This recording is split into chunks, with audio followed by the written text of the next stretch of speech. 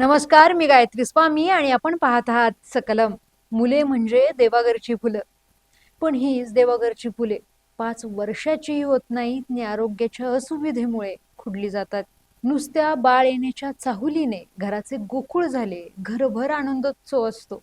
पण आज महाराष्ट्रात 5 वर्ष पूर्ण होण्याच्या आतच दिवसाला 35 चिमुकल्यांचा जीव जात आहे.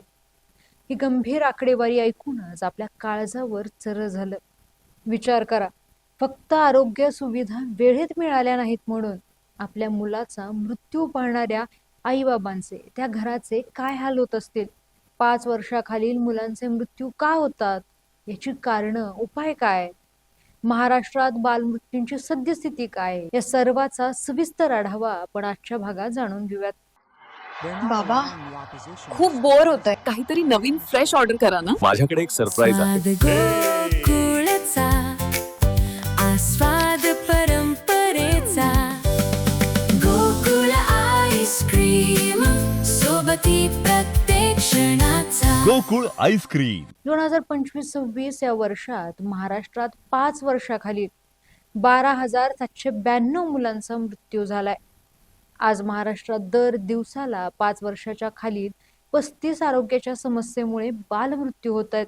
बालमृत्यूचे वर्गीकरण 3 महत्वाच्या टप्प्यांमध्ये केले जाते, ज्यामुळे आरोग्यविषयक धोके समजून घेणं आणि त्यावर उपाययोजना करणं सोपं होतं. यात पहिले नवजात मृत्यू. यात पहिल्या 28 दिवसातील मृत्यूंची नोंद केली जाते. हा जन्मजात गुंतागुंतीविषयी संबंधित असतो आणि मातेच्या आरोग्याचा दर्जा दर्शवतो. दुसरं अर्भक मृत्यू. यात पहिल्या वर्षातील मृत्यूंची नोंद केली जाते. यात नवजात मृत्यूंचाही समावेश होतो. यात संसर्गजन्य आजार मृत्यूचे प्रमुख कारण असून हा स्वच्छता आणि पोषणाचा दर्जा दर्शवतो. तिसरं आहे बालमृत्यू. यात 5व्या वाढदिवसापूर्वीचा मृत्यूची नोंद, ज्यात नवजात आणि अर्भक मृत्यूंचाही समावेश होतो.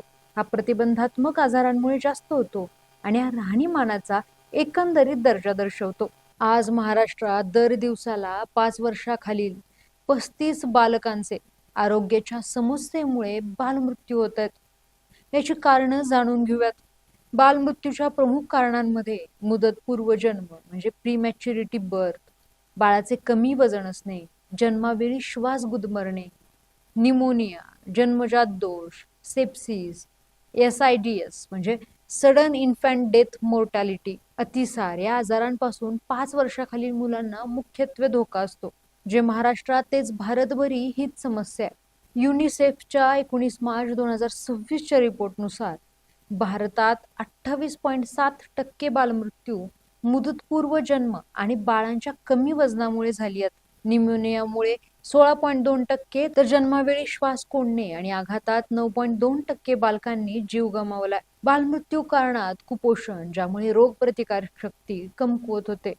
अतिसार आणि जंतू संसर्ग ही पण महत्वाची कारणे आहेत. यासोबतच उशिरा लग्नांमुळे IVF गर्भधारणा, लवकर लग्नांमुळे अनेकदा गर्भधारणा आणि प्रीमॅच्युअर डिलिव्हरीज यामुळेही बालमृत्यूचे प्रमाण वाढले आहे. आणि यावर उपाय म्हणजे गर्भधारणेच्या सुरुवातीपासूनच आणि त्यानंतरही गरोदर महिलांना पोषण आहार, नियमित टेस्ट आणि संपूर्ण प्रक्रियेदरम्यान तज्ञांचे मार्गदर्शन आवश्यक असते. आज महाराष्ट्रात दिवसाला 5 वर्षाच्या खालील 35 बालकांचे आरोग्याच्या समस्येमुळे बालमृत्यू होत आहेत. यात पालघर, अमरावती, नंदुरबार हे आदिवासी भाग, पुणे, मुंबई, छत्रपती संभाजीनगर, नागपूर, अमरावती, अकोला आणि यवतमाळ हे जिल्हे आणि ग्रामीण भागाच्या तुलनेत शहरी भागात कमी मृत्यू दर आहे. तर बालमृत्यूत मुलींचे प्रमाण 3.3% मुलांपेक्षा जास्त आहे. बालमृत्यू दर हा आपल्या सुदृढ शक्तिशाली भविष्याचं अंतर दाखवतो की प्रगती अजून लांब आहे.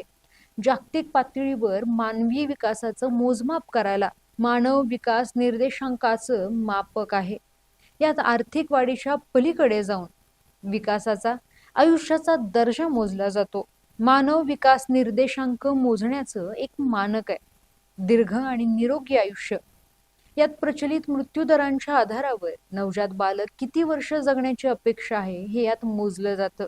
2026चा भारताचा HDI 193 देशांमध्ये 130व्या नंबरला आहे. एवढा कमी.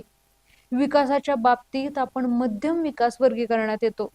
यामुळे फक्त GDP वाढून फायदा नाहीये, देशाची सर्वांगीण प्रगती झाली पाहिजे आणि यासाठी आपण बालमृत्यू प्रश्नाकडे गांभीर्यानं पाहायला हवं. तुम्हाला हा व्हिडिओ आवडला असेल तर लाईक करा, शेअर करा आणि आपल्या चॅनललाच म्हणजेच सकलमला सबस्क्राईब करा.